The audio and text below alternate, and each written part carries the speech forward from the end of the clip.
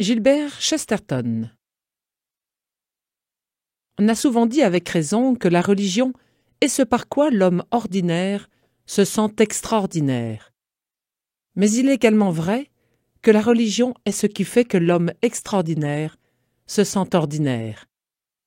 En écrivant cela, Gilbert Keith Chesterton faisait sans le vouloir son propre portrait.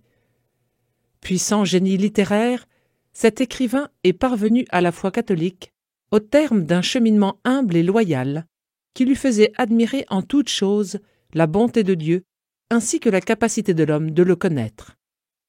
Chesterton est né à Londres le 29 mai 1874. Un mois plus tard, il recevait le baptême dans l'église anglicane. Au cours de sa scolarité, il donne l'impression d'un enfant assez médiocre, même quelque peu retardé et distrait, au point que ses condisciples rivalisent à le tourner en ridicule. Un de ses camarades de classe dira plus tard « Nous ressentions qu'il était à la recherche de Dieu. » Pourtant, lui-même avouera « J'étais un païen à l'âge de 12 ans et un agnostique complet à l'âge de 16 ans. » Il traverse une crise de scepticisme et va jusqu'à subir la fascination du satanisme, puis à envisager le suicide. Malgré tout, un profond sens de l'émerveillement, auquel est jointe la gratitude pour le bien de l'existence, grandit peu à peu en lui. Je tenais à la religion par le fil ténu de la gratitude. Un fort attrait. De 1892 à 1895, Gilbert étudie à l'Université de Londres, mais ressentant un fort attrait pour les lettres, il se lance avec fougue dans le journalisme. Dès 1900, il publie un recueil de poèmes intitulé « The Wild Knight », où il plaide en faveur d'idées que la modernité, déjà à son époque, tourne en dérision. Le patriotisme, l'humilité, la vénération de l'enfant. Chesterton captive son lecteur par son imagination fertile, son style vivant, son intérêt insatiable pour le monde, et surtout par son étonnante capacité à percevoir le sens profond des choses et des attitudes que l'accoutumance risque de banaliser. Il jette sur les réalités familières un regard nouveau. Secoue la poussière de l'habitude et considère toute chose ancienne dans la splendeur de sa nouveauté.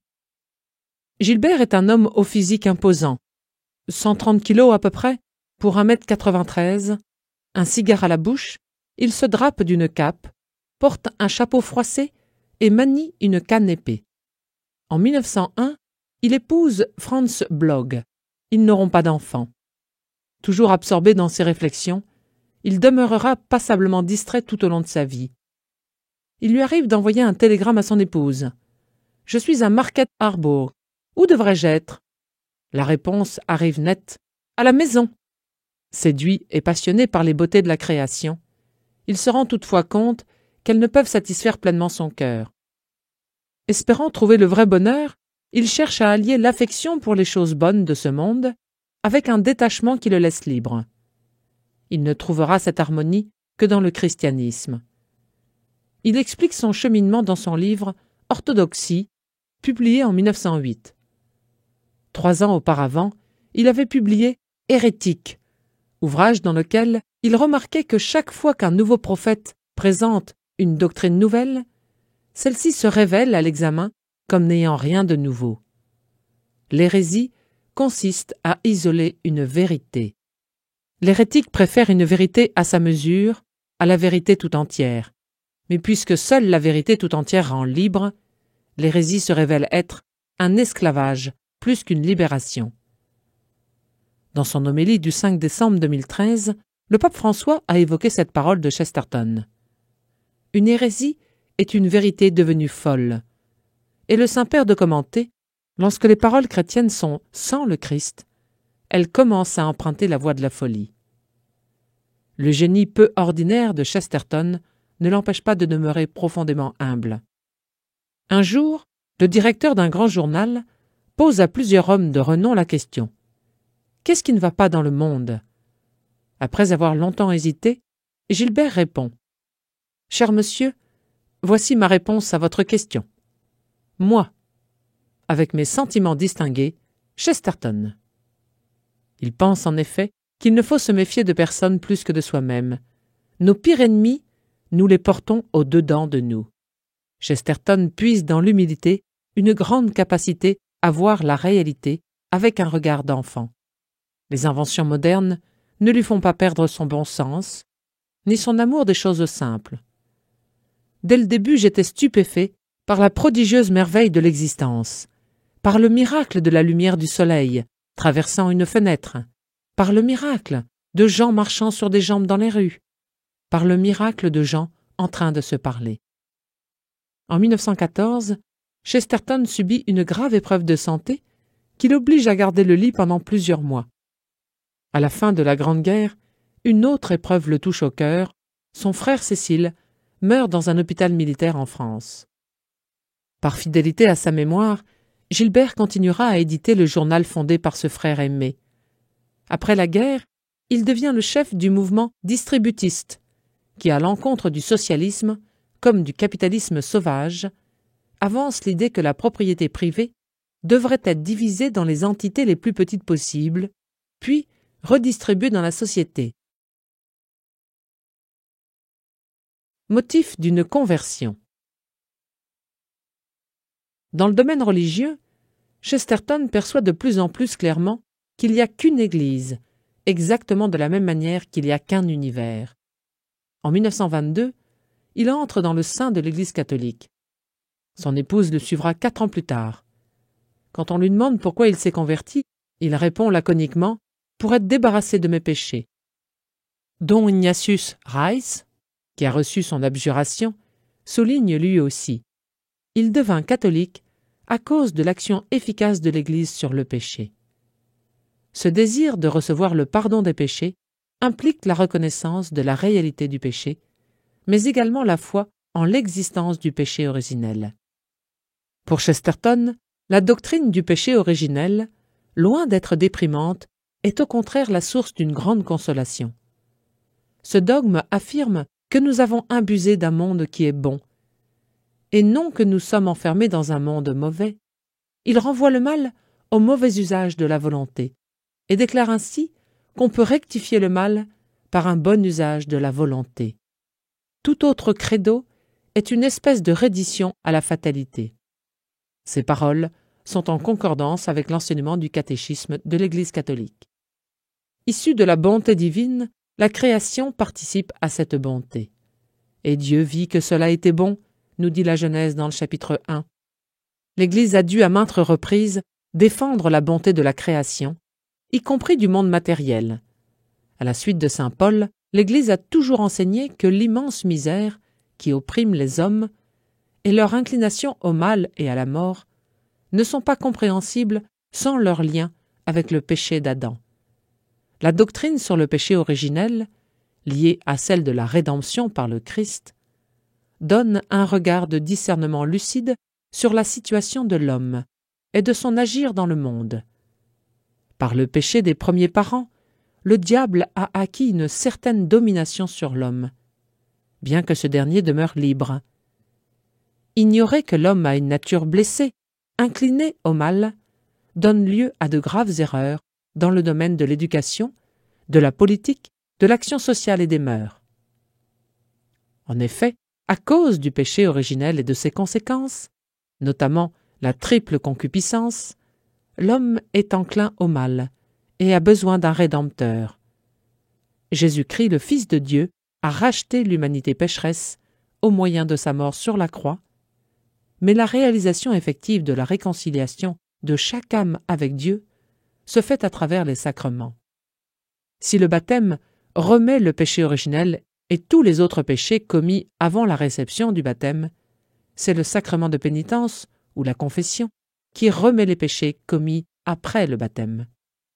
L'administration de ce sacrement est confiée aux prêtres, qui reçoivent le pouvoir de remettre tous ces péchés. La miséricorde divine ne connaît pas de mesure, et personne ne devrait jamais se décourager à la vue de ses péchés, si graves qu'ils soient.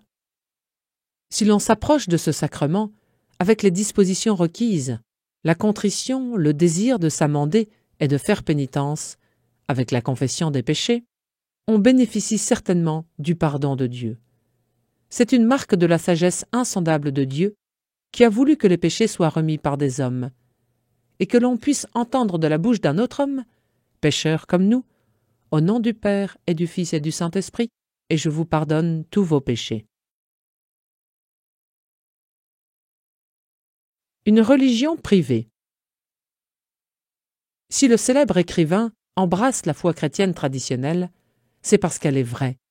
D'après lui, la première raison pour laquelle beaucoup ne parviennent pas à connaître pleinement la vérité est l'orgueil, qu'il définit comme la falsification des faits par l'introduction de soi.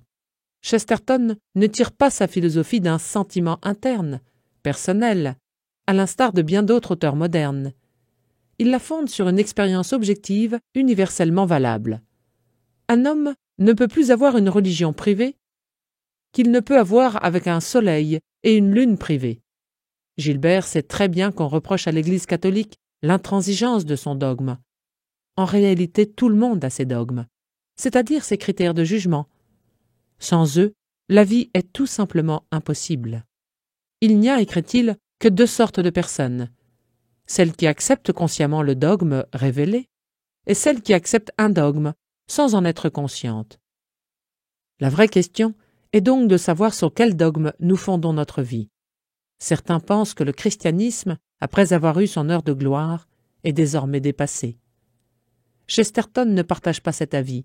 Pour lui, la vérité des faits n'est pas qu'on ait essayé l'idéal chrétien et qu'on l'ait trouvé déficient, mais plutôt que l'ayant trouvé trop difficile, on ne l'a pas essayé. Prêtre détective. Gilbert fait un jour la rencontre d'un prêtre, encombré de paquets, et tenant sous le bras un énorme parapluie. Cet homme lui laisse l'impression d'être gauche et naïf. Mais lors d'une promenade en sa compagnie, il réalise que cet ecclésiastique candide, le père O'Connor, simple curé de paroisse, connaît mieux, grâce à son expérience des âmes, les secrets du vice et du crime que le meilleur agent de Scotland Yard. Il imagine alors un personnage de roman, Father Brown, qui devient le héros d'une série d'histoires policières. Le prêtre détective apparaît sur le théâtre d'un vol ou d'un assassinat et pose des questions apparemment saugrenues.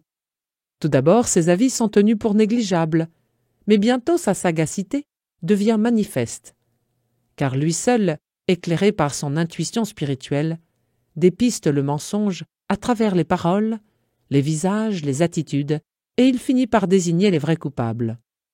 De cette façon plaisante, Chesterton transmet sa conviction que seule l'Église catholique connaît profondément les âmes, car seule a la mission divine de les rénover, surtout grâce au mystère sacerdotal. Ainsi, dans l'épisode The Flying Stars, Father Brown supplie Flambeau, un criminel, de changer de vie. Il vous reste encore de la jeunesse, de l'honneur et de l'humour. Ne pensez pas que dans ce métier, ils vont durer. Les hommes peuvent se maintenir à une sorte de niveau honnête dans le bien, mais aucun homme n'a jamais pu se maintenir à un niveau quelconque dans le mal. Ce chemin-là descend toujours. Un homme gentil se met à boire, puis devient cruel. Un homme qui ne mentirait pour rien au monde, mais qui tue quelqu'un, tombe dans le mensonge pour couvrir son meurtre. Beaucoup d'hommes que j'ai connus ont commencé comme vous à être d'honnêtes hors la loi, de gais brigands des riches, puis ont fini enfoncés dans la boue.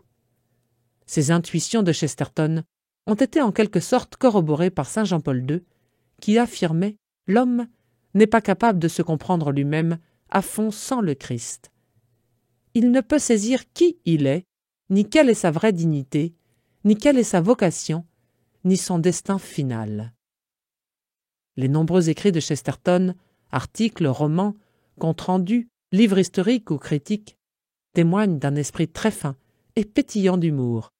L'auteur maîtrise l'art du paradoxe, au point d'en être appelé le prince. Il utilise ce mode d'expression dans les domaines les plus divers et sur les sujets les plus sérieux. Les événements mondiaux, politiques, économiques, la philosophie, la théologie, etc.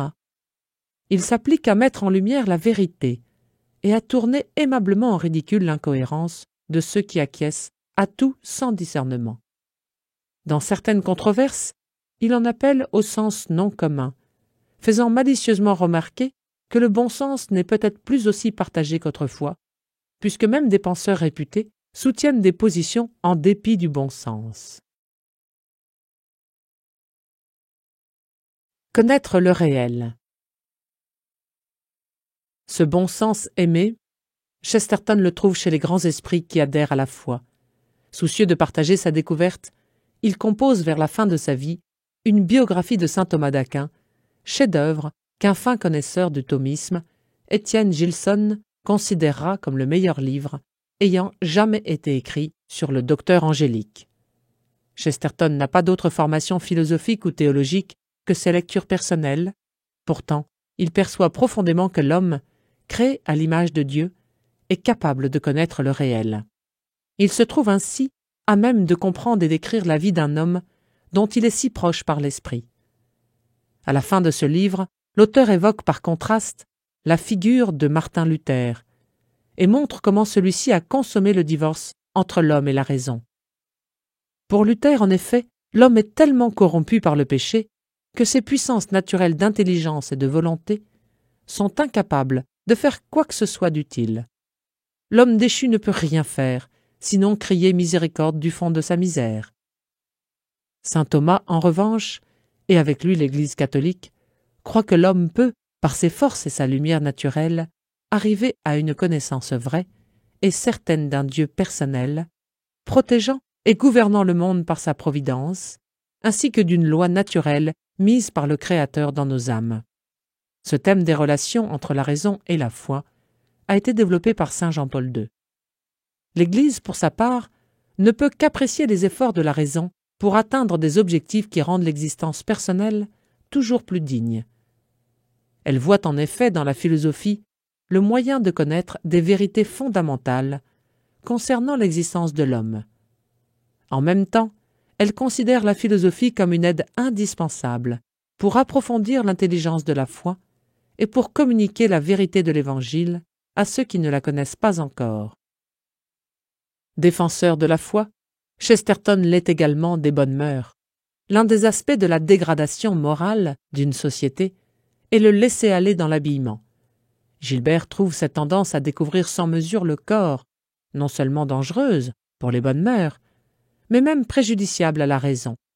Frappé par une parole de l'Évangile, il fait dire au héros des aventures de Gabriel Gall « N'avez-vous jamais remarqué à quel point est vraie la phrase appliquée par saint Marc au démoniaque guéri par Jésus, vêtu et dans son bon sens. L'homme n'est pas dans son bon sens lorsqu'il n'est pas habillé avec les symboles de sa dignité sociale. L'humanité n'est même pas humaine lorsqu'elle est nue.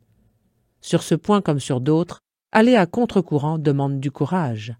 Mais justement, il s'agit de savoir si l'on veut vivre, car c'est ce qui est mort qui va avec le courant. Seul ce qui est vivant peut y résister. Chesterton voit dans le respect pour l'héritage des anciens un acte de déférence envers nos pères. La tradition signifie donner sa voix à la plus obscure des classes, nos ancêtres. C'est une grande démocratie des morts. La tradition refuse de se soumettre à la petite et arrogante oligarchie de ceux qui, par hasard, sont actuellement sur la scène. Mais le respect de la tradition implique également un regard lucide sur nous-mêmes et nos intérêts. Ne démontez jamais une clôture avant d'avoir compris pourquoi on l'a montée. Référence implicite à la parole inspirée, tu ne déplaceras pas les bornes de ton prochain, posées par tes ancêtres. En réalité, le vrai progrès n'est possible qu'à partir de ce qui nous a été transmis.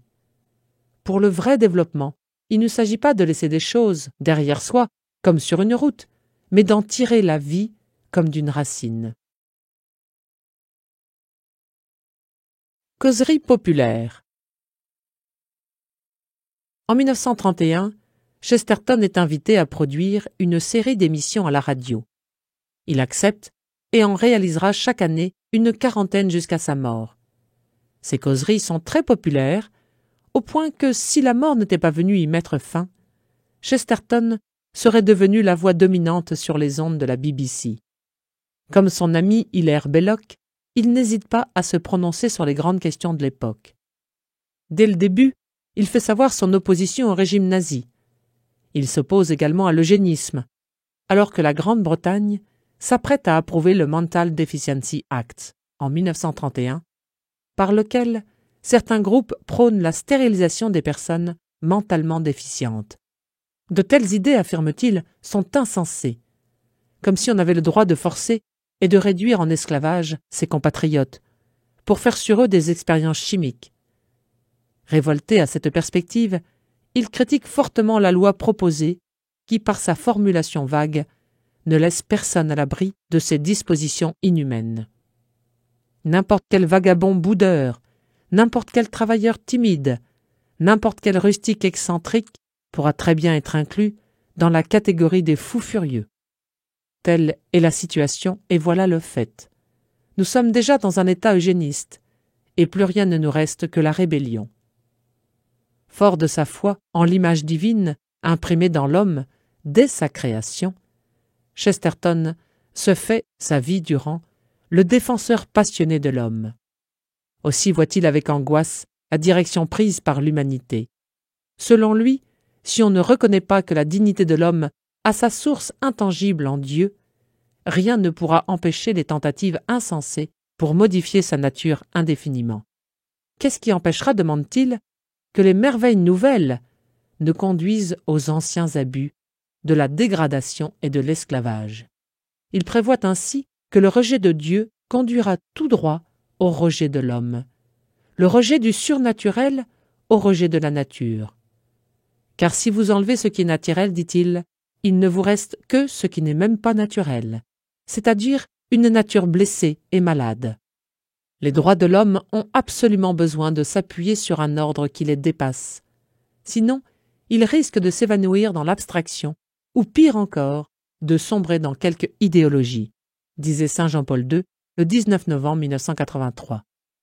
Usé par le travail, Chesterton rend paisiblement son âme à Dieu le 14 juin 1936, chez lui à Beaconsfield, dans le Buckinghamshire. Une procédure en vue d'une éventuelle béatification a récemment été ouverte par l'évêque de Northampton. Les écrits de cet homme courageux demeurent une lumière dans les ténèbres de notre monde. Face aux forces impressionnantes qui rejettent la raison et la foi, et par là avilissent l'homme, Chesterton ne cesse de nous encourager à aller de l'avant, en témoignant de la vérité à temps et à contre-temps. À son exemple, plaçons notre confiance dans la grâce de Dieu et son amour qui veut sauver les hommes en leur apprenant à aimer chrétiennement, car aimer signifie aimer ce qui n'est pas aimable, pardonner signifie pardonner l'impardonnable, croire signifie croire l'incroyable, espérer signifie espérer quand il n'y a plus d'espoir.